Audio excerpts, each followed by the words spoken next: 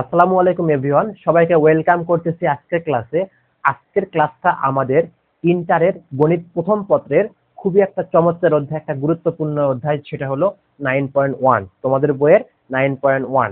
এখন ভাইয়া এই অধ্যায়টা কি এবং কি নিয়ে আমরা এখানে আলোচনা করব সেটা আমি একটু গুরুত্বপূর্ণ ভাবে এবং মানে বিস্তারিতভাবে একটু বলি, ঠিক আছে? তো আমাদের এই অধ্যায়টার নাম হলো অন্তরীকরণ। এই অধ্যায়ের নাম কি? অন্তরীকরণ। তো এই অন্তরীকরণটা কোত্থেকে আসলো, কিভাবে আসলো, আর বিভাগগুলা কোনটা, এগুলা একটু বলতে হবে, তাই না? আচ্ছা, আমি বলি। তোমাদের ক্যালকুলাস সম্পর্কে বা ক্যালকুলাস নাম তোমরা আগে কখনো শোনো নাই, তবে এইবার শুনবে যে ক্যালকুলাস। এই ক্যালকুলাস নামটা তোমরা এর আগে কখনো শোনো নাই, 9-10-এ ছিল না, শুধুমাত্র ইন্টারে আসে তোমরা পাইছো। তো ভাইয়া এই ক্যালকুলাসটা আবিষ্কার করে কে? আবিষ্কার করে বিজ্ঞানী নিউটন আর হলো লিবনিজ। বিজ্ঞানী নিউটন এবং লিবনিজ দুইজন বিজ্ঞানী দুই সময় আবিষ্কার করে, তবে কেউ আগে প্রকাশ করছে, কেউ পরে প্রকাশ করছে। এজন্য মানে দুইজনাকেই এর আবিষ্কারক বলা হয়। তবে লিবনিজ আগে যেহেতু প্রকাশ করেছে, এজন্য লিবনিজকে মোটামুটি ক্যালকুলাসের জনক বলা হয়। তবে নিউটনও এটার আবিষ্কারক, ঠিক আছে? তো আমরা ওটা দ্বন্দ্বের মধ্যে যাব না, আমরা জাস্ট জেনে রাখি যে ক্যালকুলাস আবিষ্কার করছে লিবনিজ এবং নিউটন। তো এই ক্যালকুলাস শব্দের অর্থটা কি ভাইয়া? ক্যালকুলাস শব্দের অর্থ হলো নুড়ি পাথর বা ক্ষুদ্র পাথর। ক্ষুদ্র পাথর বা নুড়ি কণা আর কি, যেটাই বলো না কেন। আগেকার মানুষেরা বা আগেকার যে যুগটা ছিল, তখন তো এরকম ক্যালকুলেটর, হিসাব নিকাশ এরকম এভাবে ছিল না। তখন তারা কিভাবে করতো? ওই নুড়ি পাথর বা বিভিন্ন ছোট ছোট জিনিস দিয়ে তারা হিসাব নিকাশ করতো। তো এই নামটা মূলত আমাদের ল্যাটিন শব্দ থেকে এসেছে, এর অর্থ হলো ক্ষুদ্র পাথর। তো ভাইয়া এই যে ক্যালকুলাসকে সাধারণত আমরা দুইটা ভাগে ভাগ করে থাকি। কয়টা ভাগে? দুইটা ভাগে ভাগ করে থাকি। এক নাম্বার হলো ভাইয়া অন্তরীকরণ। এক নাম্বার কি? অন্তরীকরণ। আরেকটা হলো ভাইয়া যোগজীকরণ। যোগজী যোগজীকরণ। এর ইংলিশ নাম হলো ইন্টিগ্রেশন। ইন্টিগ্রেশন। আর আরো একটা নাম আছে, সেটা হলো সমাকলন। সমাকলন। আর এটার হলো ইংলিশ নাম ভাইয়া, এটার ইংলিশ নাম হলো ডিফারেন্সিয়েশন। ডিফারেন্সিয়েশন। ডিফারেন্সিয়েশন। আরো একটা বাংলা নাম আছে, সেটা হলো ব্যবকলন। ব্যবকলন। তাহলে আমরা কয়টা করে নাম পেলাম? তিনটা করে। মানে বাংলা নাম যোগজীকরণ এবং সমাকলন, ইংলিশ নাম হলো ইন্টিগ্রেশন, আর এটার নাম হলো অন্তরীকরণ, ইংলিশ নাম হলো ডিফারেন্সিয়েশন, বাংলা নাম হলো ব্যবকলন। তাহলে বাংলা দুইটা, ইংলিশ একটা। এই যে আমরা যে নামগুলো পাইলাম, তোমাকে জানতে হবে এই জিনিসটা কি, এই জিনিসটা কি তোমাকে জানতে হবে অবশ্যই। আচ্ছা, এবার আমি বলি যোগজীকরণ কি। তুমি ভাইয়া ক্যালকুলাস থেকে তুমি পেয়েছো কি? নুড়ি পাথর বা ক্ষুদ্র কণা, তাই না? আচ্ছা, সেখান থেকে আমি আসি। এখন তোমার মন চাইলো, তুমি এমনও করছো না, এমনও সমস্যা বা এমনও সিস্টেম তৈরি হয় কিনা যে একটা পাথরকে ভেঙে ফেলা লাগে বা ভাঙতে হয় কিনা, বা আমরা যদি কোনো একটা জিনিসকে ভেঙে ভেঙে টুকরো টুকরো করি, এই যে একটা পদ্ধতি, এই পদ্ধতিটার নাম হলো অন্তরীকরণ। মানে তুমি ভেঙে ভেঙে ভেঙে ভেঙে কি করবে? ক্ষুদ্র ক্ষুদ্র আকারে পরিণত করবে। ক্ষুদ্র ক্ষুদ্র আকারে পরিণত করাকে বলা হয় কি? অন্তরীকরণ। মানে কোনো জিনিসকে তুমি ভেঙে, এটা জাস্ট উদাহরণস্বরূপ বলতেছে যে পাথর বা নুড়ি কণা, কিন্তু তুমি কোনো জিনিসকে, কোনো জায়গার আয়তন নির্ণয় করতে চাচ্ছ, ক্ষেত্রফল নির্ণয় করতে চাচ্ছ, তখন তুমি যদি ডিফারেন্সিয়েশন বা অন্তরীকরণের সাহায্য নাও, তখন তুমি সেগুলোকে ভেঙে ভেঙে ক্ষুদ্র ক্ষুদ্র আকারে তৈরি করে নিয়ে হিসাব নিকাশ করতে পারবে। কেন করতে হয়? কারণ আমি যখন কোনো ক্ষুদ্র ক্ষুদ্র জিনিস হিসাব নিকাশ করি, তখন সেটা সূক্ষ্ম হয় এবং হিসাবটা মানে সূক্ষ্মভাবে হয়, সঠিকভাবে হয়। যেমন একটা তোমার কথা বলি ভাইয়া, মনে করো কোনো একটা রাস্তা আছে, কোনো একটা রাস্তা তুমি একটা গাড়ি নিয়ে চলে যাচ্ছ, ঠিক আছে? একটা গাড়ি নিয়ে যাচ্ছ, তুমি একটা গাড়ি নিয়ে যাচ্ছ, একটা মোটরসাইকেলে করে তুমি যাচ্ছ। তোমার পিছনে আরেকজন তোমার বন্ধু আছে, এর নাম হলো আবুল, এর নাম হলো বাবুল, ঠিক আছে? তো এই আবুল আর বাবুল গাড়ি নিয়ে যাচ্ছে কোথায়? রাস্তা দিয়ে সমতলে যাচ্ছে আর কি। মনে করো আমি বলি, মনে করো এই যে রাজশাহী থেকে, মনে করো এখানে রাজশাহী, ঠিক আছে? রাজশাহী থেকে কোথায় যাচ্ছে? ঢাকাতে যাবে। ঢাকাতে যাবে। তো প্রতিমধ্যে এখানে একটা তোমরা দেখতে পাও যে রাস্তার সাইডে একটা পিলারের মতো একটা দেওয়াল থাকে, বা সেখানে লেখা থাকে যে ঢাকা এত দূর, বা কোন একটা নির্দিষ্ট জায়গার কিলোমিটার দেওয়া থাকে, 1 কিলোমিটার পর পর একটা করে সাইনবোর্ড দেওয়া থাকে, এরকম যে দেওয়ালের মধ্যে লেখা দেওয়া থাকে যে এই স্থানটা এত কিলোমিটার দূরে বা ওই স্থানটা এত কিলোমিটার দূরে, এরকম দেওয়া থাকে, থাকে কিনা? ঠিক আছে। তো ভাইয়া এই যে রাজশাহী থেকে সে রওনা দিছে, রওনা দিয়ে সে একটা নির্দিষ্ট পয়েন্টে আসছে, এই পয়েন্টে মনে করো আসছে, পিলারটা এখানে আছে, আসার পর পিছনের বন্ধুটা এখন বলতেছে যে তুমি কত দ্রুত যাচ্ছ বা তোমার বেগ কত, এটা আমাকে বলো, মানে ইনস্ট্যান্ট বলো। সে কি করবে? সে অবশ্যই অবশ্যই তার যে মোটরসাইকেলের মধ্যে যে স্পিডোমিটারটা আছে, স্পিডোমিটারটা আছে, সে মিটারের মধ্যে লক্ষ্য করে দেখবে যে ভাইয়া যে তার বেগটা কত বা সে কত বেগে যাচ্ছে, তাই না? এটা তো দেখবে সে ইনস্ট্যান্ট। এখন কথা হলো ভাইয়া, আগেকার যুগে বা এমন সময় আছে যে তোমার কাছে এই স্পিডোমিটারটা নাই, শুধুমাত্র তুমি গতি নিয়ে যাচ্ছ, তখন তুমি কিভাবে বলতে পারবে? তখন তুমি কিভাবে বলতে পারবে যে আমার এই মুহূর্তে বা ইনস্ট্যান্ট আমার হলো বেগটা কত, আমার গাড়ির বেগটা কত? তুমি কি বলতে পারবে? অবশ্যই পারবে না। তোমার কাছে এই মিটার না থাকলে তুমি বলতে পারবে না। তখন তোমার ওই যে ড্রাইভার বন্ধুটা বা আবুল যে আছে, ওই তখন কি করবে? একটা বুদ্ধি দেখবে, মানে একটা মানে মাথার ব্রেন খাটাবে। সেটা কি? তার রাস্তার পাশে যে পিলার গুলো আছে, যে 1 কিলোমিটার পর পর যে হিসাব নিকাশ গুলো আছে, তখন সে খেয়াল করবে যে এই পিলার থেকে অপর পিলারটা কত দূর? 1 কিলোমিটার, 1 কিমি বা 1000 মিটার, তাই না? 1000 মিটার। এবং সে তার কাছে অবশ্যই একটা ঘড়ি আছে, সে সময় দেখতে পাবে বা সময়টা জানতে পারবে। তাহলে সে এখন কি করবে? ওই যে এই জায়গার মধ্যে ঘড়িটা স্টার্ট করবে বা সময়টা দেখা শুরু করবে, এই জায়গা পর্যন্ত বা পরবর্তী পিলার পর্যন্ত তার কতখানি টাইম লাগতেছে বা সময় লাগতেছে, সে এই জিনিসটা ক্যালকুলেট করবে। ধরে নিলাম আমার এখানে 500 সেকেন্ড লাগছে, ধরে নিলাম আমার 500 সেকেন্ড লাগছে যে একটা পিলার থেকে আরেকটা পিলারে যাইতে, এবং তাদের মধ্যবর্তী দূরত্ব কত ভাইয়া? তাদের মধ্যবর্তী দূরত্ব হলো 1000 মিটার। তাহলে তুমি দূরত্ব পাইছো এবং সময়টা পাচ্ছ, তুমি তখন যদি একে যদি ভাগ দাও, 1000 মিটারকে তুমি 500 দ্বারা যদি ভাগ করো, তাহলে তুমি কত পাবে? 2 ms ইনভার্স 1। আমরা কি জানি? আমরা জানি বেগ ইজ ইকুয়াল টু দূরত্ব বাই সময়, এটা এটা জানি না আমরা? তো এই জায়গার মধ্যে তুমি দূরত্বের মান বসে দিলে 1000 মিটার এবং সময় 500 সেকেন্ড, সেটা তুমি বসে দিলে, তাহলে তুমি এখান থেকে পাচ্ছ 2 metre per second. 2 metre per second বেগে সে তার মোটরসাইকেলটা যাচ্ছে বা গাড়িটা যাচ্ছে আবুলের, ঠিক আছে? আবুল চালাচ্ছেন। তাহলে এই যে তুমি একটা নির্দিষ্ট পয়েন্টে ইনস্ট্যান্ট তুমি কি বলতে পারলে? ইনস্ট্যান্ট তুমি বলতে পারলে না। তুমি কখন যা বলতে পারলে? তোমাকে নির্দিষ্ট একটা দূরত্ব পরিমাপ করা লাগছে, নির্দিষ্ট একটা টাইম পরিমাপ করা লাগছে, করার পর তুমি ক্যালকুলেশন করে বলতে পারতেছো যে আমি এত বেগে যাচ্ছি। এই যে ইনস্ট্যান্ট বলতে পারার যে কাজটা যে করে দিবে, সেটাই হলো আমার অন্তরীকরণ। এই অন্তরীকরণ আমাকে ইনস্ট্যান্ট বলে দিবে যে তোমার বেগটা কত, তোমার ওই মুহূর্তে ত্বরণটা কত, এটা ইনস্ট্যান্ট বলে দিতে পারবে অন্তরীকরণ। এই যে ভাইয়া অন্তরীকরণ এই কাজে লাগে, বা এই অন্তরীকরণটা আমরা এই কাজের জন্য ব্যবহার করি। সেম ভাবে আরো অনেক হিসাব নিকাশ আছে, অনেক হিসাব নিকাশ আছে। ব্যাপারটা কি ভাইয়া? ক্যালকুলাসের ব্যাপারটা হলো তোমার দোলনা থেকে মৃত্যু পর্যন্ত যাবতীয় তুমি এর মাঝ যাবতীয় কিছু করো, সবার মাঝেই ক্যালকুলাস বিদ্যমান বা ক্যালকুলাস আমরা ব্যবহার করতে পারি বা করি আমরা, ঠিক আছে? তাহলে আমরা কিন্তু একটা উদাহরণের সাহায্যে দেখলাম যে আমাদের ক্যালকুলাসটা কোথায় ব্যবহার করা হয়। আর ক্যালকুলাসের একটা ভাগ হলো ব্যবকলন বা অন্তরীকরণ। এই অন্তরীকরণের কাজটা কোথায় ব্যবহার করা হয়? ইনস্ট্যান্ট কোনো কিছু জানার প্রয়োজন হলে সেখানে আমরা অন্তরীকরণ ব্যবহার করি। এর ব্যবহার আমরা অবশ্যই জানবো, এর বিস্তারিত আমরা অবশ্যই জানবো, ঠিক আছে? সেম ভাবে আমরা আরেকটু যদি বলি যোগজীকরণ বা সমাকলন বা ইন্টিগ্রেশন, এই কাজটা কোথায় আমরা ব্যবহার করি? এটা ব্যবহার করি আমাদের, ধরে নাও তোমার রেগুলার শেপ একটা আয়ত আছে, তুমি ক্ষেত্রফল নির্ণয় করতে পারবে। একটা বৃত্ত আছে, তুমি ক্ষেত্রফল নির্ণয় করতে পারবে। তোমার এক কাছে একটা ত্রিভুজ আছে, তুমি ক্ষেত্রফল নির্ণয় করতে পারবে। এগুলো রেগুলার শেপ। কিন্তু তোমাকে আমি একটা এরকম আঁকা বাঁকা একটা শেপের একটা হলো ক্ষেত্র দিলাম। এখন তোমাকে বললাম যে এই ক্ষেত্রটার ক্ষেত্রফলটা বের করে দেখাও আমাকে। তুমি কি পারবে? তোমার সূত্র আছে তোমার কাছে? নাই। তখন এইটাকে ভাইয়া, এইটাকে মানে ক্ষেত্রফলটা বের করার জন্য যে কাজটা আমরা ব্যবহার করি, যে কাজটা করি, সেটাই হলো আমাদের এই যে সমাকলন বা যোগজীকরণ। সমাকলন বা যোগজীকরণ বা ইন্টিগ্রেশন। তাহলে ভাইয়া দুইটার কিন্তু ব্যবহার কোথায় আমরা অ্যাপ্লাই করব সব কিন্তু দেখে দিলাম। আশা করি তোমরা এই জায়গা পর্যন্ত ক্লিয়ার হয়েছে। আজকের ক্লাসটা আমাদের মূলত বেসিক ক্লাস, আমরা জানবো, আমরা লিমিট সম্পর্কে জানবো। এবার আসি, তাহলে আমাকে অন্তরীকরণ আগে জানতে হবে। তুমি অন্তরীকরণ যদি পারো তাহলে যোগজীকরণ পারবে, অন্তরীকরণ না পারলে যোগজীকরণ পারবে না। কারণ কি ভাইয়া? অন্তরীকরণের বিপরীত জিনিস হলো যোগজীকরণ, আর যোগজীকরণের বিপরীত জিনিস হলো অন্তরীকরণ। তাহলে অন্তরীকরণের কাজটা কি? অন্তরীকরণের কাজটা হলো ক্ষুদ্র ক্ষুদ্র ভাবে ভেঙে ফেলা।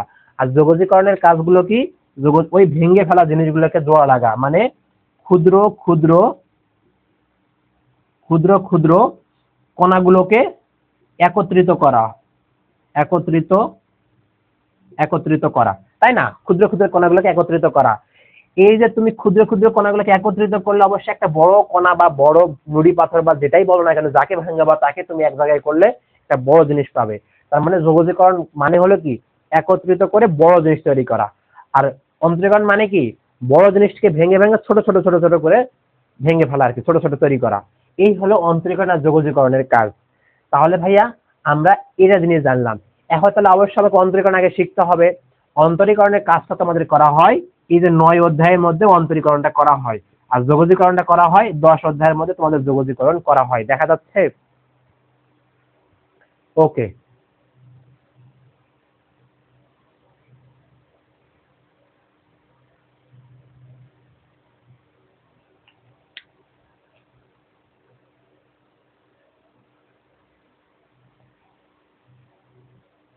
ঠিক আছে, দেখা যাচ্ছে।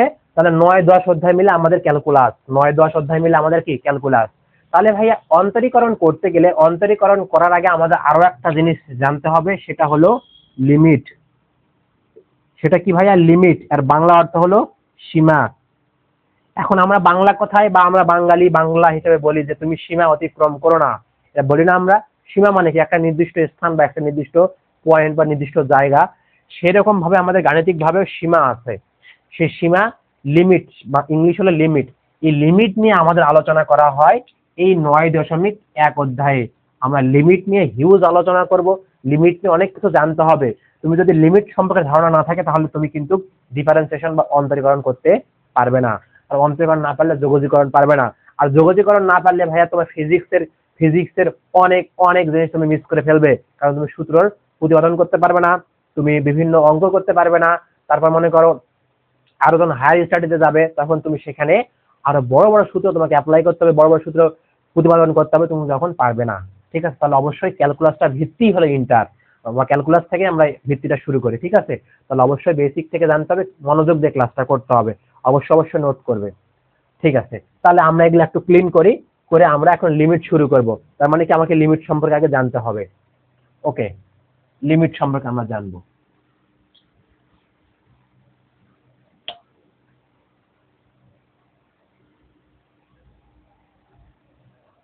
তাহলে আমাদের অধ্যায়টা কি ভাইয়া? লিমিট। লিমিট বা সীমা, লিমিট বা সীমা সম্পর্কে জানবো। ঠিক আছে? আচ্ছা, আরেকটা কথা বলে নেই, আমার ক্লাসটা যারা দেখতেছো, তোমরা যারা জয়পুরহাটে অফলাইনে পড়তে চাও, জয়পুরহাটে যারা অফলাইনে পড়তে চাও, তারা অবশ্যই অবশ্যই এই নাম্বারে যোগাযোগ করবে। তাহলে তোমাদের স্থান এবং তোমাদের সময় সবকিছু বলে দেওয়া হবে, এবং তোমাদের যে কোর্স ফি সব বিস্তারিত আলোচনা করে দেওয়া হবে। ঠিক আছে? জয়পুরহাটে অফলাইন পড়তে চাইলে অবশ্যই তুমি আমার সঙ্গে যোগাযোগ করতে পারবে এই নাম্বারে 01329608654। ভাই অফলাইনে পড়া হলে আরো জোশ হবে, কারণ অফলাইনে তোমার সাথে ডিরেক্ট আমার কি যোগাযোগ হবে, এবং ডিরেক্ট 1-to-1 কানেকশন হবে। আমি তোমাকে বেসিক থেকে একবারে অ্যাডভান্স লেভেলে শেখাবো, যেন তুমি একাডেমিকেই অ্যাডমিশনের পড়াও কমপ্লিট করে আসতে পারো বা করতে পারো। ঠিক আছে? সেভাবে পড়ানো হবে। তো ভাইয়া দেখো, লিমিট সম্পর্কে আমরা জানবো, বা লিমিটটা কি। তোমাকে আমি একটা গ্রাফ দিলাম, দেখো কেমন গ্রাফটা। যে তুমি এরকম একটা গ্রাফ অঙ্কন করলে, ধরে নিলাম এটা হলো y=f(x), একটা ফাংশন। এটা হলো আমার এক্স অক্ষ, এটা হলো আমার কি ওয়াই অক্ষ, এটা হলো ওয়াই ড্যাশ অক্ষ, এটা হলো এক্স ড্যাশ অক্ষ, তাই না? সাধারণত আমরা দ্বিমাত্রিকতে এটাই ব্যবহার করি, আর এটাকে বলা হয় মূল বিন্দু বা অরিজিন। তো ভাইয়া এরকম যদি আমি গ্রাফ অঙ্কন করি, তা আমি একটা তোমাকে নির্দিষ্ট একটা পয়েন্ট বললাম, ধরে নিলাম যে এই গ্রাফটা যেটা ধরলাম এটা হলো y=f(x) এটা কেমন ধরে নিলাম যে x² - 2 ডিভাইডেড x - 2, সরি এটা হলো 4। এটা আমি ধরে নিলাম যে এই যে সমীকরণটা আছে, বা এই যে হলো আমার রেখাটা আছে, এই রেখাটার ফাংশনটা হলো এটা বা এরকম, ঠিক আছে। কারণ এখান থেকে তুমি যদি সিস্টেমে অবলম্বন করো, কাটাকাটি করো, তাহলে এখান থেকে x+2 পাবে, তুমি আলটিমেটলি x+2 পাবে। আচ্ছা, এটা কখন হয় কিভাবে হয় এটা আমি বিস্তারিত বলতে চাচ্ছি, কোনো সমস্যা নেই। তাহলে আমি তোমাকে একটা পয়েন্ট বলে দিলাম যে তুমি 2 এক্স এর মান যখন 2 হবে তখন তুমি গ্রাফটা অঙ্কন করে আমাকে দেখাও। তো এখানে ধরে নিলাম যে x ইজ ইকুয়াল টু 2, ঠিক আছে, দেখতে পাচ্ছ না, x ইজ ইকুয়াল টু 2। তাহলে x ইজ ইকুয়াল টু যখন 2 হবে, তুমি মনে করো এখানে x ইজ ইকুয়াল টু 2 বসাবে, তখন y is equal two f of x is equal two তুমি কত পাবে বলো দেখি, 2 প্লাস 2 মানে 4 বলতে পারবে, তাই না? তুমি এটা বলতে পারবে। কিন্তু কিন্তু ভাইয়া x এর মান যখন 2 বসাবে, তুমি আগের ফাংশনটা আগে খেয়াল করো, তুমি কিন্তু x ইকুয়াল টু 2 বসালে তুমি এটা পাবে। তোমার যে মস্তিষ্ক আছে, তুমি 9 10 এ যে বেসিক পড়ছো, তুমি সেখান থেকে এটা বলতে পারবে যে x ইকুয়াল টু 2 হলে y এর মান 4 হয়। কিন্তু তুমি এটা করলা না, কাটাকাটি করলা না, তুমি কাটাকাটি না করে তুমি যদি এর মধ্যে যদি 2 বসে দাও, এর মধ্যে তুমি যদি 2 বসা, তাহলে কত আসবে বলো দেখি, উপরে হলো 2 এর উপর square minus 4 divided 2 minus 2, ultimately 0/0 আসবে। তাহলে 0/0 মানে কি, তোমার 0/0 মানে অসংজ্ঞায়িত, যেটা আমরা নির্ণয় করতে পারি না বা সংজ্ঞায় আমাদের আসে না। তাহলে 0/0 আকার আসলে তাহলে তোমার কাজ হচ্ছে না। তাহলে তুমি কি বলতে পারবে যে x ইজ ইকুয়াল টু 2 পয়েন্টে বা x ইজ ইকুয়াল টু 2 এর জন্য y এর মানটা আসছে আমার? বলতে পারবে না। তাহলে এইটাই হলো ভাইয়া ইন্টারে তোমাকে ক্যালকুলাস বা লিমিটের মধ্যে তোমাকে জানতে হবে। কেন হবে না, কি করলে হবে, ঠিক আছে, ওই কথাটাই আমি এখন শেখাচ্ছি বা জানতেছি। এই যে ভাইয়া তুমি তখনই এটাকে কাটাকাটি করতে পারবে, মানে এখানে তুমি x+2 করতে পারবে, x-2 তুমি করতে পারবে, আর নিচে কি x-2 আছে, x-2 কাটা গেলে থাকবে কি x+2, কারণ a স্কয়ার মাইনাস b স্কয়ারের সূত্র পড়বে, সেটা আমি ইউজ করছি। তুমি এটা বলতে পারবে কখন, এটা তোমাকে শর্ত দিয়ে দিতে হবে ভাইয়া, যে x is not equal to যখন হবে, যখন তুমি এই শর্ত দিবে তখন তুমি কাটাকাটি করতে পারবে, তাছাড়া তুমি কিন্তু কাটাকাটি করতে পারবে না, তখন x+2 আসবে না। এই হলো কথাবার্তা। তুমি যদি এটা না দিয়ে ডিরেক্ট কেটে দাও, তাহলে কিন্তু ভাই তোমার খাতার মধ্যে যদি ভালো টিচার হয় কেটে দিবে, আর যদি টিচার একটু দুর্বল হয় তাহলে কিন্তু কিছু বলবে না, কিছু মার্ক দিয়ে দিবে, ঠিক আছে। অবশ্যই তোমাকে জানতে হবে। এখন আসি ভাইয়া, এখন x ইজ ইকুয়াল টু 2 হলে আমার কত, y f আমার 4 হচ্ছে, কিন্তু আলটিমেটলি আমাদের 4 হবে না। কেন হবে না সেটা আমি বলে দিলাম। আচ্ছা, তাহলে কেন হচ্ছে না সেটা আমি বলে দিলাম। এখন দেখো, তুমি মনে করো 2 ধরে নিছো, তাহলে 2 হলে তোমার কোন পয়েন্টে যাবে, 2 হলে তোমার এই পয়েন্ট, মনে করো এই পয়েন্টে আসতেছে, তাহলে এটা কত, 2 হলে x এর মান কত, 4 হচ্ছে। আলটিমেটলি 4 হবে না। কেন হবে না, 4 এর সন্নিকটবর্তী হবে বা 4 এর কাছ দিকে ধাবিত হবে। কেন ধাবিত হবে দেখো দেখি, তুমি যদি x ইজ ইকুয়াল টু 1.9 বসাও, তাহলে y এর মানটা কত আসবে, 3.9 আসবে। তুমি x এর মান যদি 1.99 বসাও, y এর মানটা 3.99 হবে। তুমি x এর মানটা যদি 1.999999 বসাও, তাহলে কত হবে, y এর মানটা হবে 3.99999।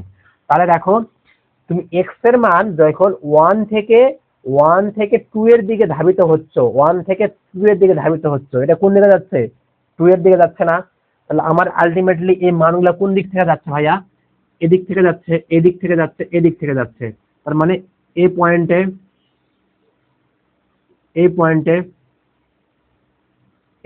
তাই না, এই দিক থেকে বাম দিক থেকে যাচ্ছে। আমি দেখো 2 এর ছোট একটা বিন্দু থেকে বা 2 এর ছোট্ট একটা কোনো মান থেকে আমি মানে টেন্ডস টু 0 এরকম জায়গা থেকে আমি কি করছি, আমি শুরু করছি 2 এর সন্নিকটবর্তী হচ্ছে বা 2 এর কাছাকাছি যাচ্ছি। আমার কিন্তু 2 হবে না ভাইয়া, আমি জাস্ট বোঝার জন্য বা হিসাবটা সহজ করার জন্য 2 ধরে নিয়ে আমি 4 বের করে নিছি। তাহলে এই যে আমি যদি 2 বসাই, তাহলে 2 বসায় আমার 4 আসতেছে, কিন্তু 2 এর ছোট কোনো মান বসালে আমার 4 এর দিকে ধাবিত হচ্ছে বা 4 এর কাছে চলে যাচ্ছে। তাহলে সেম ভাবে আমার এটা কোথায় যাচ্ছে, 4 এর দিকে ধাবিত হচ্ছে, তাহলে এটা আমি এদিক দিয়ে যাচ্ছি। সেম ভাবে আমি আরেকটা কাজ করতে পারি, আমি যদি এখানে 2 এর থেকে বড় কোনো মান বসাই, যেমন 2 পয়েন্ট, x এর মান যদি আমি ভাইয়া 2.01 বসাই, তাহলে y এর মানটা আসবে কত, আমার 4.01 আসবে। এক্স এর মান আমি যদি 2.001 বসাই তাহলে ওয়াই এর মানটা আসবে 4.001। তার মানে কি 01 বড় 001 ছোট, তার মানে এক্স ইজ ইকুয়াল যদি আমি 2.0001 বসাই ওয়াই এর মানটা আসবে 4.0001।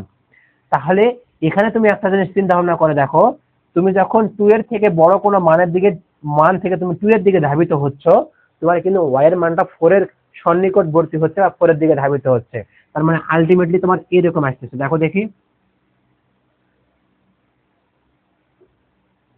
এরকম আসতেছে, তাই না? এরকম আসতেছে। এই যে ভাইয়া, এই যে তুমি এটা কোন দিক? এটা ডান দিক না? এটা ডান দিক না? তুমি ডান দিক থেকে 2 এর দিকে আসতেছো, বাম দিক থেকে 2 এর দিকে আসতেছো, কিন্তু এক্সাক্ট 2 পয়েন্ট আমাকে মান নেওয়া যাচ্ছে না, মান নিলে আমার এটা অসংজ্ঞায়িত হয়ে যাবে। তাহলে তুমি এই যে বাম দিক থেকে যে যাচ্ছ, ডান দিক থেকে আসতেছো, এটার একটা নির্দিষ্ট নাম আছে, এটাকে বলা হয় বাম দিক বর্তী লিমিট, আর এটাকে বলা হয় ডান দিক বর্তী লিমিট। আমার কথা কি ক্লিয়ার? আমি যে বাম দিক থেকে আসতেছি 2 এর কাছাকাছি, তখন আমার ওয়াই অক্ষ বরাবর যে ওয়াই এর মানটা সেটা আমার কোথায় যাচ্ছে? 4 এর সন্নিকটবর্তী হচ্ছে। আবার এটা যদি ডান দিক থেকে আমি আসতেছি, ডান দিক থেকে যদি 2 এর কাছাকাছি আসি, তখন আমার 4 এর ওয়াই এর মানটাও 4 এর উপর থেকে বা বড় থেকে নিচের দিকে 4 এর কাছাকাছি আসতেছে বা 4 এর সন্নিকটবর্তী হচ্ছে। ডান দিক থেকে আসাকে বলা হয় ডান দিকবর্তী লিমিট, বাম দিক থেকে আসাকে বলা হয় বাম দিকবর্তী লিমিট। একে আমরা লিখতে পারি এইভাবে, বাম দিকবর্তী লিমিটকে লেখা যায় এরকম যে limit x tends to 2 minus f of x is equal two কত হচ্ছে? 4 হচ্ছে।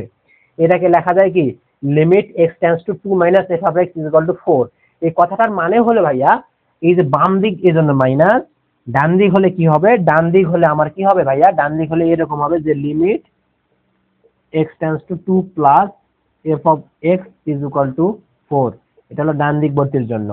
তাহলে এই কথাটার মানে হলো যে 2 এর থেকে ছোট, কতটুকু ছোট? টেন্ডস টু 0, মানে শূন্যের কাছাকাছি কোনো মান থেকে আমি যদি 2 এর সন্নিকটবর্তী হয়, তখন f অফ x এর মানটা 4 এর সন্নিকটবর্তী হয়। এক্স্যাক্টলি 4 না, মানে নির্দিষ্ট পয়েন্ট 4 না, 4 এর সন্নিকটবর্তী হয়।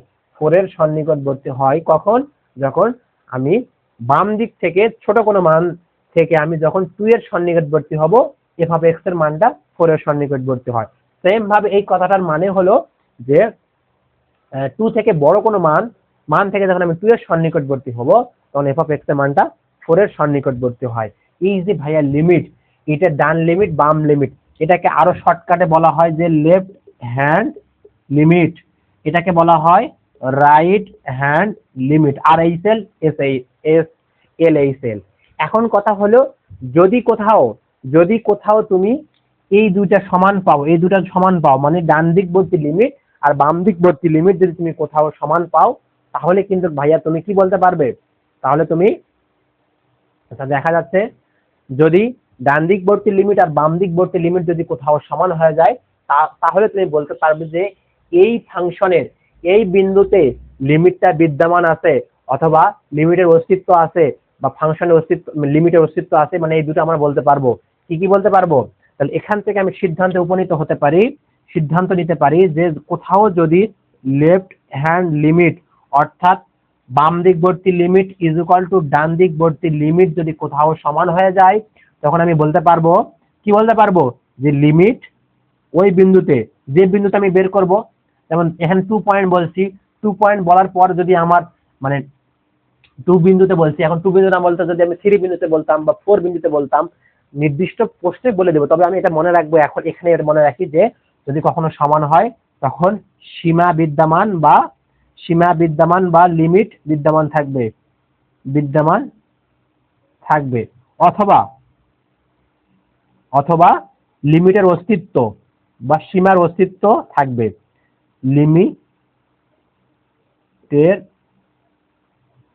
অস্তিত্ব থাকবে বা সীমার অস্তিত্ব থাকবে। এই যে কথাবার্তাগুলা আমাদের খুবই গুরুত্বপূর্ণ।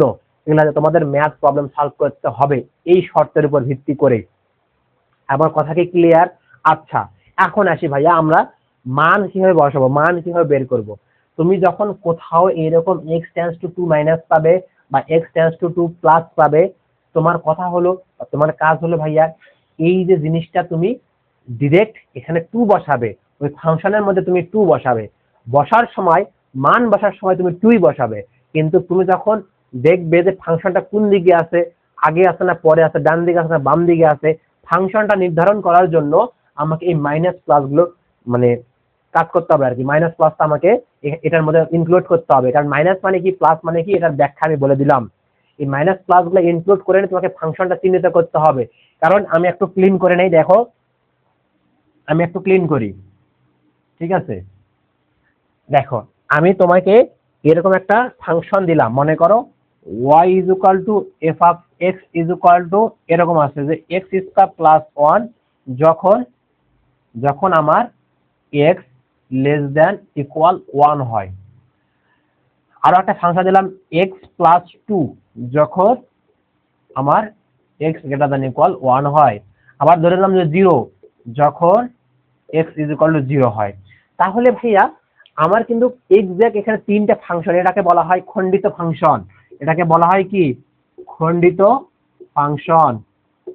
এই যে খণ্ডিত ফাংশনের যে আমি খণ্ডিত ফাংশনের মধ্যে কয়টা একের অধিক আমি ফাংশন পাবো, এই একের অধিক যদি আমি ফাংশন পাই তাহলে আমি কোনটা ইউজ করবো ভাইয়া, আমার নির্দিষ্ট এফ অফ এক্স কোনটা বলবো আমি, এখানে তখনই বলতে হবে বা এটাকে নির্ধারণ করার জন্য আমার এই প্লাস এবং মাইনাসটা কাজ করবে, প্লাস মাইনাসটা কাজ করবে। এখন এখানে আমি বলে দিলাম যে এক্স ইজ ইকুয়াল টু 1 বিন্দুতে ফাংশনটি লিমিট বিদ্যমান আছে কিনা ফাংশনটি সেটা মানে ব্যাখ্যা করো আর কি, লিমিট বিদ্যমান আছে কিনা ব্যাখ্যা করো। তখন তুমি কি করবে, ঠাস করে লেফট হ্যান্ড লিমিট বের করবে। সেটা কেমন হবে? লিমিট এক্স টেন্ডস টু কত বলছে 1 মাইনাস হবে, বুঝতে পারছো? লেফট হ্যান্ড লিমিট মানে কি 1 মাইনাস, এফ অফ এক্স হবে এখানে। এফ অফ এক্স এর মানটা কত? Limit x tends to 1 minus F of x কোনটা বসাবো তুমি? 1 এর থেকে ছোট, মাইনাস মানে কি 1 এর থেকে ছোট, মানে 1 এর থেকে ছোট কোথায় আছে ভাইয়া? 1 এর থেকে ছোট আছে ভাইয়া এই যে এই ফাংশনটা, তখন তুমি এক্স স্কয়ার প্লাস 1 বসাবে। এখন তুমি যখন মান বসাতে যাবে, দেখো 1টা তোমাকে এখন ডিরেক্ট এখানে বসাতে হবে। তুমি প্রথমেই বললাম যে তুমি যখন মান বসাবে ওই পয়েন্টটা ডিরেক্ট বসাবে, কিন্তু তুমি ফাংশন নির্ধারণ করবে প্লাস মাইনাস দেখে। তুমি 1 বসালে কি হবে? 1 প্লাস 1 মানে কত? 2 আসবে। সেম ভাবে তুমি রাইট হ্যান্ড লিমিট বের করবে। রাইট হ্যান্ড লিমিট বের করে যদি 2 আসে, তোমার যদি 2 আসে তাহলে তুমি বলবে যে x ইজ ইকুয়াল টু 1 বিন্দুতে ফাংশনটির অস্তিত্ব আছে বা ফাংশন বিদ্যমান বা লিমিট বিদ্যমান। আর যদি সেম না হয় তাহলে বলবে যে এই বিন্দুতে ফাংশনের অস্তিত্ব নাই, লিমিট বিদ্যমান নাই। আশা করি এই ব্যাপারগুলো তুমি ক্লিয়ার। তাহলে তুমি কি বুঝলে? তুমি বুঝলে যে left hand limit, right hand limit আমাকে বের করতে হবে। যখন আমি কি বের করব? অস্তিত্ব আছে কিনা, বিদ্যমান আছে কিনা, তখন আমি left hand limit, right hand limit বের করব। আর মান বসার সময় অবশ্যই ডিরেক্ট আমি লিমিটের মানটা বসে দিব, মানে নিচে এক্স টেন্ডস টু যা থাকবে তাই আমি মানটা বসে দিব। আর প্লাস মাইনাসটা আমার নির্ধারণ করবে কোনটা? খণ্ডিত ফাংশনের মধ্যে আমাদের কোন ফাংশনটা আমি ইউজ করবো সেটা আমাকে নির্ধারণ করে দিবে। ক্লিয়ার? ক্লিয়ার ভাইয়া? আচ্ছা, এবার আসি তোমাদের খুবই ইম্পর্টেন্ট একটা জিনিস।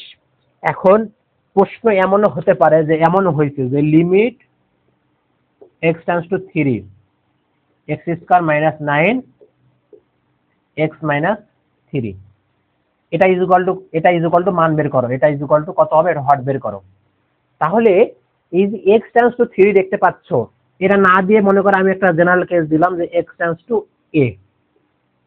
এ এফ অফ এক্স একটা ফাংশন আছে, তার মান বের করতে হবে। তুমি এটা দ্বারা কি বুঝবে?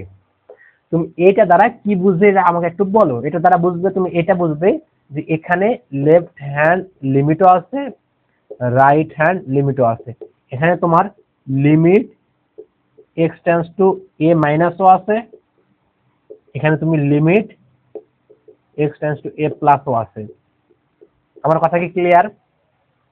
তাহলে এখানে লিমিট প্লাসও আছে মাইনাসও আছে, মানে লেফট হ্যান্ড লিমিটও আছে, রাইট হ্যান্ড লিমিটও আছে। তুমি তখন কি করবে? তখন তুমি এই মানটা বসে দিবে, এই মানটা তুমি বসে দিবে। যখন এই যে এটাকে যদি আমি বলি, দেখো এখানে আমি যদি এটা সলভ করতে চাই, এটাকে যদি আমি সলভ করতে চাই তাহলে কিন্তু 3 বসালে 0/0 হচ্ছে, তাহলে কিন্তু আমার এটা হিসাব করতে পারবো না।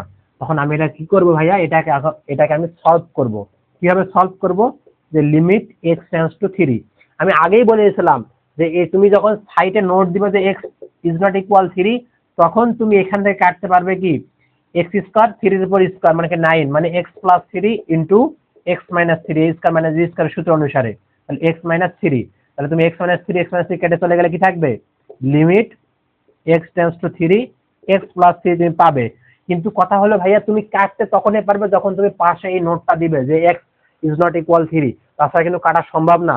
কারণ এটা মানেই বোঝাচ্ছে যে 3 দিকে সন্নিকটবর্তী হচ্ছে বা ধাবিত হচ্ছে, এক্স এর মান 3 কাছাকাছি যাচ্ছে। এক্স এর মান 3 কাছাকাছি গেলেই আমি তখন এটা কাছাকাছি বা কাটাকাটি করতে পারবো। কারণ আমার তো এটা 3 না, এক্সাক্ট এটা মান তো 3 না, মান বসাচ্ছি 3 কিন্তু এটা তো আমার 3 না, 3 না দেখেই আমি কাটাকাটি করতে পারবো।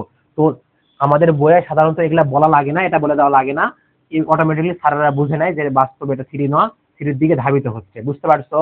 কিন্তু তোমাদের বুঝার সুবিধার্থে আমি এটা বলে দিলাম যে এটা 3 না। তো এটা মাথায় রেখো যে এটার মানে হলো এক্স এর মান এক্সাক্ট 0.3 না, 3 সন্নিকটবর্তী হচ্ছে, তখন আমি কাটাকাটি করে এরকম সলভ করতে পারবো। এখন তুমি যদি 3 বসাও তাহলে কত হবে, 3 প্লাস 3 মানে কত, 6, তাহলে আলটিমেটলি এটার মান 6 আসতেছে। 6 আসতেছে বলতে 6 এর সন্নিকটবর্তী হচ্ছে বা 6 এর দিকে ধাবিত হচ্ছে।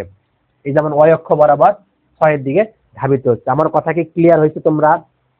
এটা কি বোঝা যায়? ঠিক আছে, বোঝা যায়? ওকে ওকে, তাহলে আমাদের কিন্তু এই লিমিট সম্পর্কে মোটামুটি একটা ধারণা হয়ে গেছে। এটার মধ্যে এখনো আরো কিছু টপিকস আছে, সেগুলো আমি আলোচনা করি। দেখো আমি টপিকস গুলো লিখে নিই, যে সীমা বিদ্যমান আছে কিনা, সীমা বিদ্যমান আছে কিনা। 2 নম্বর হলো বিচ্ছিন্ন, 3 নম্বর হলো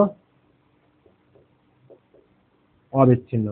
এই যে 3টা টপিক আমি বললাম, এই 3টা টপিক আজকে ক্লাসে আমরা শিখবো এবং এই 3টা টপিক নিয়ে আজকে ক্লাসটা আমরা মানে আলোচনা করে শেষ করে দেবো, ঠিক আছে?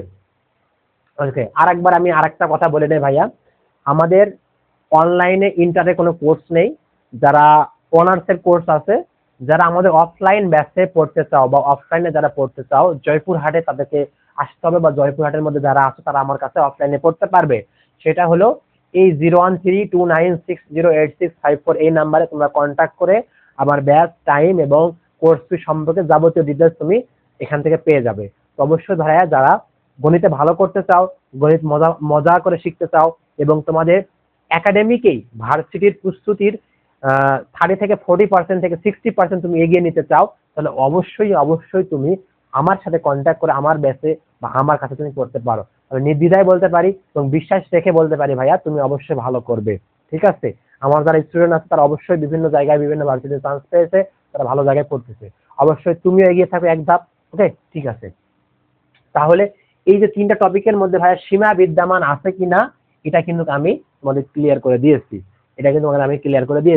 এবার বিচ্ছিন্ন অবিচ্ছিন্নের মধ্যে আসি। এখানে একটা সম্পর্ক আছে, সেটা হলো আমরা left hand limit, right hand limit, এই দুটো আমি বের করতে পারতেছি।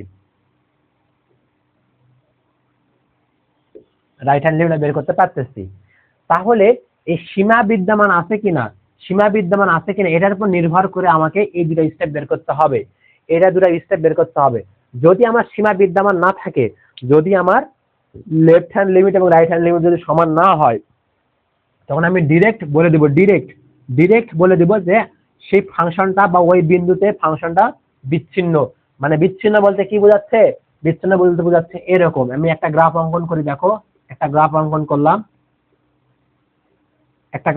করলাম, ঠিক আছে? এটা একটা পয়েন্ট, এটা একটা পয়েন্ট।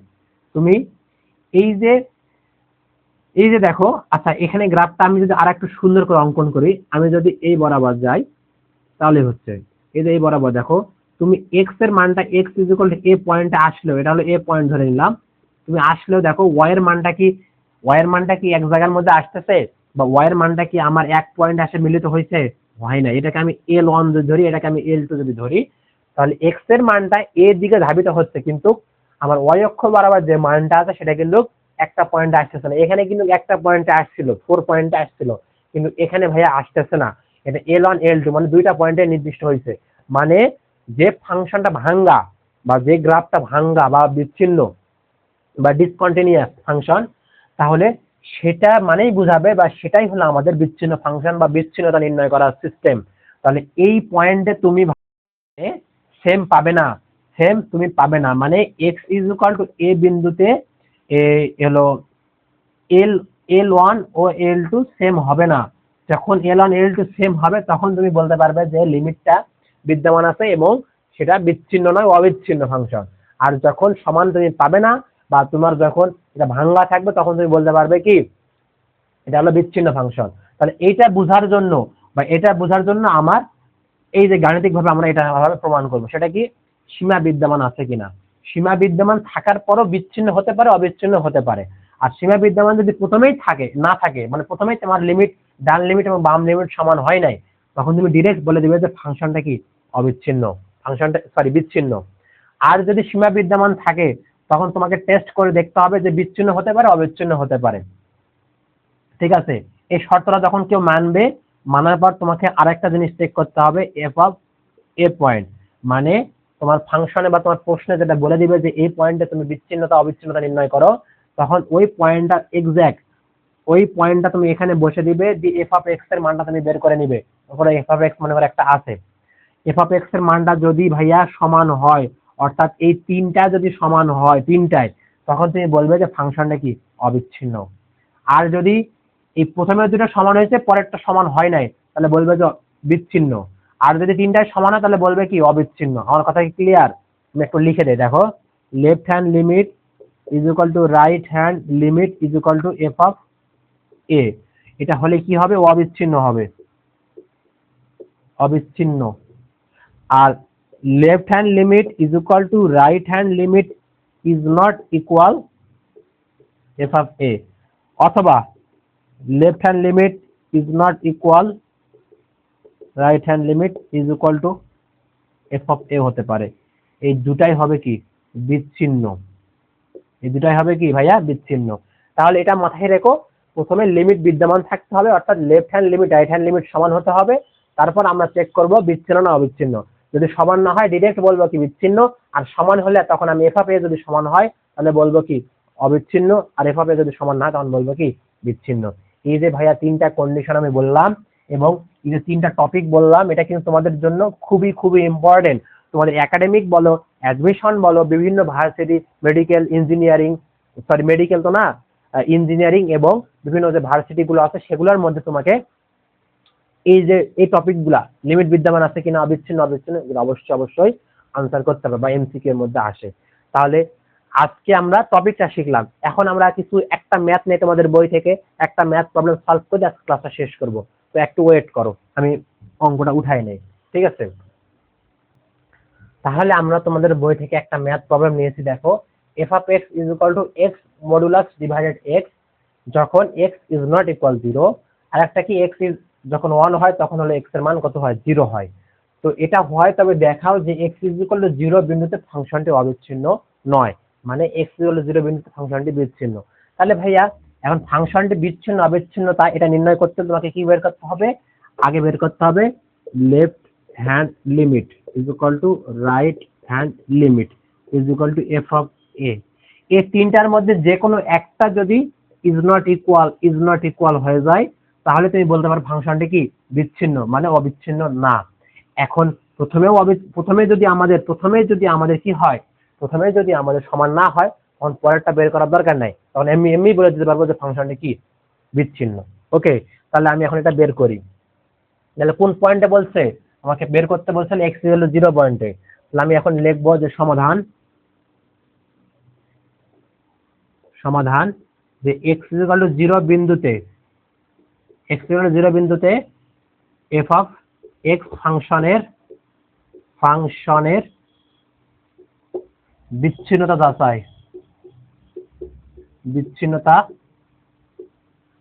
যাচাই। তাহলে আমি প্রথমে কি বের করব? আমি প্রথমে লেফট হ্যান্ড লিমিটই বের করব, রাইট হ্যান্ড লিমিট বের করলেও হবে, সমস্যা নাই। Left hand limit is equal two কি হবে ভাইয়া? যে লিমিট কত বিন্দুতে? 0 বিন্দুতে। তার মানে কি x টেন্ডস টু 0 মাইনাস দিব, দিয়ে আমি কি দেব? এফ অফ এক্স লিখবো। তাহলে ভাইয়া limit x tends to 0 minus F of x, কোনটা ফাংশন ইউজ করবো এই দুটার মধ্যে? আমার যখন জিরো, এটা মানে কি জিরো থেকে ছোট, মানে এটা হলো এক্সাক্ট পয়েন্ট, মানে এক্স ইকুয়াল টু 0 পয়েন্টে এই ফাংশনটা বা 1 হবে, কিন্তু জিরো থেকে এটা মানে জিরো থেকে ছোট, তার মানে অবশ্যই আমাকে এই ফাংশনটা ইউজ করতে হবে। এটা জিরো থেকে ছোট অথবা বড় যে কোনো একটা কিছু হতে পারে, কিন্তু জিরো কখনো হবে না। তার মানে আমি এই ফাংশনটা ইউজ করলে কি হবে, x modulus divided x is equal two x modulus. তাহলে মডুলাসটা ভাঙাইতে হবে না, তাহলে মান বের করতে পারবো না। মডুলাসটা ভাঙাইলে কি হবে, এটা ভাঙাইলে হবে limit x tends to zero minus, এটা মাইনাস এক্স হবে ডিভাইডেড এক্স হবে। কেন মাইনাস এক্স হলো এটা একটু ব্যাখ্যা দিয়ে দেখো। তোমার মডুলাস ফাংশনকে বা মডুলাস এক্স কে তুমি যখন, এটা দুই ভাগে লেখা যায়, দুই ভাবে। একটা কি মাইনাস এক্স যখন এক্স লেস দেন জিরো, এটাকে বলা হয় প্লাস এক্স যখন এক্স গ্রেটার দেন জিরো। মানে মাইনাস এক্স কখন হবে, যখন জিরো থেকে ছোট হবে এক্স এর মান। প্লাস এক্স যখন কখন হবে, যখন এক্স এর মানটা জিরো থেকে বড় হবে। আর একটা হতে পারে সেটা হলো কি হবে, শূন্য হতে পারে। যাই হোক আমরা এটা পরে আসতেছি, এটা বাদ, তোমরা দুটা মনে রাখো যে মাইনাস এক্স আর একটা প্লাস এক্স। তো আমাদের যেহেতু এই এক্স এর মানটা কি জিরো থেকে ছোট, তাহলে জিরো থেকে ছোট আমি মাইনাসটা ইউজ করবো, তাই না? তাহলে এখান থেকে আমার কি আসতেছে, কাটাকাটি গেলে আমার আসতেছে -1 আসতেছে। সেম ভাবে আমি যদি লেফট হ্যান্ড লিমিট বের করি, দেখো সরি রাইট হ্যান্ড লিমিট যদি বের করি আমি, তাহলে limit x tends to 0 plus f of x, limit x tends to 0 plus f of x কোনটা ইউজ করব, 0 থেকে বড়, তার মানে এটা তো না, এটাকে ইউজ করতে হবে। তার মানে কি x মডুলাস ডিভাইডেড x, এটা কি হবে ভাইয়া limit x tends to 0 plus, এবার এটা কি হবে প্লাস x হবে। কেন প্লাস x হবে, কারণ 0 প্লাস আছে, তার মানে কি 0 থেকে বড়, তার মানে ওই জন্য প্লাস x হলো, মডুলাসটা উঠে চলে গেল। তাহলে x x কাটা গেলে কি থাকবে, +1 থাকবে। তার মানে কি ভাইয়া left hand limit right hand limit কি সমান হয়েছে, তার মানে এখানেই সমান হয়নি, তার মানে কি লিমিটে বিদ্যমান না, আর লিমিট বিদ্যমান না থাকলে অবশ্যই ফাংশনটা কি হবে, বিচ্ছিন্ন হবে। তাহলে এখন আমি বলতে পারবো, তাহলে পরেরটা বের করার দরকার নাই, মানে এফ অফ এটা বের করার কখনোই দরকার নাই। এখন বলবো যে যেহেতু যেহেতু left hand limit is not equal right hand limit, সুতরাং x ইজ ইকুয়াল টু 0 বিন্দুতে ফাংশনটি বিচ্ছিন্ন, ফাংশনটি বিচ্ছিন্ন। অথবা তুমি এটাও লিখতে পারো, left hand limit right hand limit না লিখে এটা লিখতে পারো যে limit x tends to 0 minus f of x is not equal limit x tends to 0 plus f of x, এটা হলে এটা হয়, সুতরাং আমি এর পরেরটা লিখবো। মানে তুমি left hand limit right hand লিমিটের সাংখ্যিক মধ্যে দিতে পারো, তুমি ডিরেক্টলি মানটাও লিখে দিতে পারো, একই কথা। তাহলে ভাইয়া এরকম তোমাদের বইয়ে যতগুলো ম্যাথ আছে তোমরা কিন্তু এখান থেকে সলভ করতে পারবে আশা করা যায়, তাহলে আর কোনো প্রবলেম হওয়ার কথা না। তাহলে আমি একটা ম্যাথ প্রবলেম করে দিয়ে আজকে ক্লাসে এই পর্যন্ত শেষ করতেছি। এটা আমাদের পার্ট 1 ছিল, আমরা নেক্সট পার্টে অর্থাৎ পার্ট 2 তে আমরা আরো কিছু লিমিট নিয়ে আলোচনা করব, লিমিটের অনেক অঙ্ক করব, আর অনেক টাইপের অঙ্ক আছে সেগুলো শেষ করব। তো আজকে ক্লাসটা এই পর্যন্তই, দেখা হবে আগামী ক্লাসে। আল্লাহ হাফেজ।